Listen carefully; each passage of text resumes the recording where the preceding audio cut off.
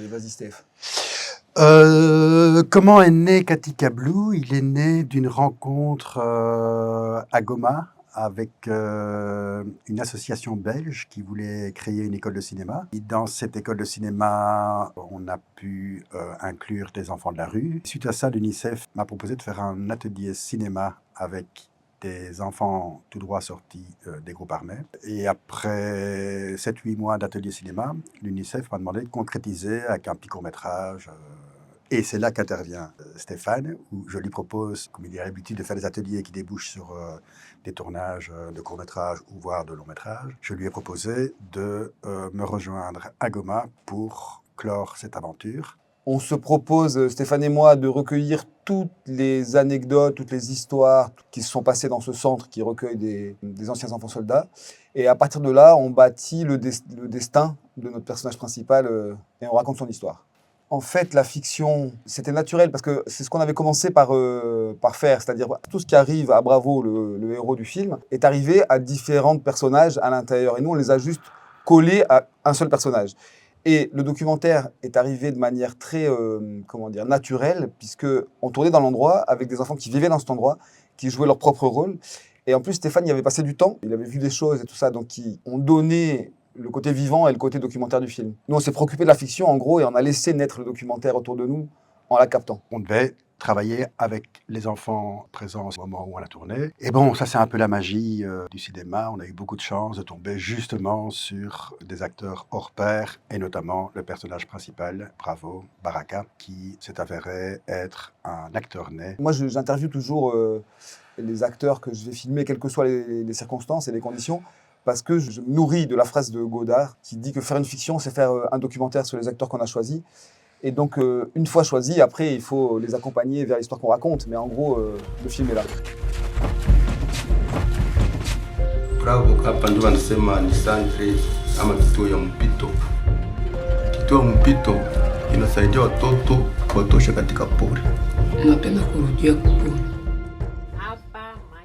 Le personnage principal est le reflet en fait de ce que moi j'ai pu découvrir dans ce centre pendant 8 mois, c'est-à-dire que ces enfants viennent ce qu'ils appellent de la forêt, c'est-à-dire des groupes armés. Ils arrivent dans un état physique déplorable, avec la gale, extrêmement sale, extrêmement en colère, parce qu'on les a sortis du groupe armé, extrêmement perturbés. Et assez vite, en contact des autres enfants et des pédagogues congolais, la bienveillance devient contagieuse et ils se calment. Et ils commencent à participer de plus en plus à la vie du centre. Et globalement, pour ainsi dire, ça marche presque à tous les coups. Et en même temps, ça reste un parcours singulier, parce qu'autrement, il n'y a pas de fiction, s'il n'y a pas d'individu singulier. Et cet enfant-là, je pense qu'il a quelque chose de puissant et de fort parce qu'il arrive réellement contre. En fait, il y a certains enfants qui s'échappent des groupes armés. Il y a d'autres enfants qui, avec une Kalachnikov, se sentaient puissants et qui, tout à coup, se sentent démunis. Le parcours de Bravo dans le film, c'est justement le parcours de quelqu'un qui, au départ, est contre et qui va être à l'épreuve, du moins, de la collectivité et, en fait, de cette bienveillance. Et qui fait d'ailleurs que je pense que le film n'est pas si dur et pas noir, en tout cas. Hapa maisha ya kijeshi naisha. Bravo, utakula chakula. Ukataka kwa mtumishi, utakulaka mpaka siku utaitika kwa mtumishi. Mie lieutenant, est-ce que nilishakuwa kwa boy wa mtumwa? Est-ce que ulikuwa unaiwa vile nilikuwa nafanyizia ba mama mpoto? Unajiona mwanaume? Wewe mtoto mwenyewe uko mtoto hapa. Je pense que le plus grand jeu éthique, c'est de se mettre sincèrement à leur hauteur. Par exemple, on a filmé ce long-métrage avec une caméra, un micro. C'était parfait parce il est hors de question de venir avec un camion, avec des rails de travelling et une grue pour filmer des enfants qui eux-mêmes sont démunis. Donc il y a quelque chose dans les moyens et puis dans le regard aussi qui se devait d'être exactement à leur hauteur. Et il y avait une deuxième chose aussi, c'est qu'on est blanc, et donc quelque part on est des néocolons, et donc il s'agissait de à la fois disparaître, et donc laisser vivre la chose, et être le plus, certainement pas neutre, mais le plus à l'intérieur de nous-mêmes, c'est-à-dire pas avec notre culture, mais avec notre être profond, en les regardant.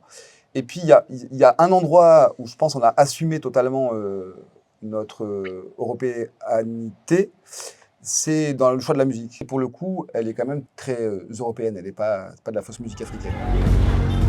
Mimi niko lieutenant mkundi la kijeshi HB66.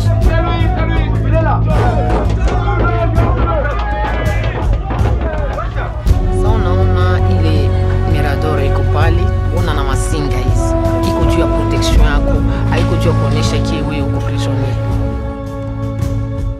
Et puis au niveau de la direction d'acteurs, il y a un enjeu qui était fondamental, c'est que vu que eux jouent pas vraiment, ils sont, et qu'ils sont en plus extrêmement généreux, il n'est pas question de dépasser les limites. On leur aurait demandé de se jeter dans le lac pour une séquence alors qu'ils ne savent pas nager, ils se jetaient dans le lac. Donc il faut être tout le temps à l'affût du moindre dérapage. Et puis alors concrètement, il faut savoir qu'il y a environ 15% des enfants dont les familles ne veulent plus. Il y a toute une série de gamins en sortant du CTE qui sont retour à la rue. Et donc il était très important pour Anthony, le producteur, pour Stéphane et pour moi, de s'occuper de cette population. Et donc on a créé une fondation, Fondation Katika Blue, www.katikablue.org. Et vous pouvez faire une donation pour justement créer une structure pour les 15% de ces enfants qui ne peuvent pas récupérer leur famille ou leur village. Nilikuwa napendaka nikwe nyoka juu nikwe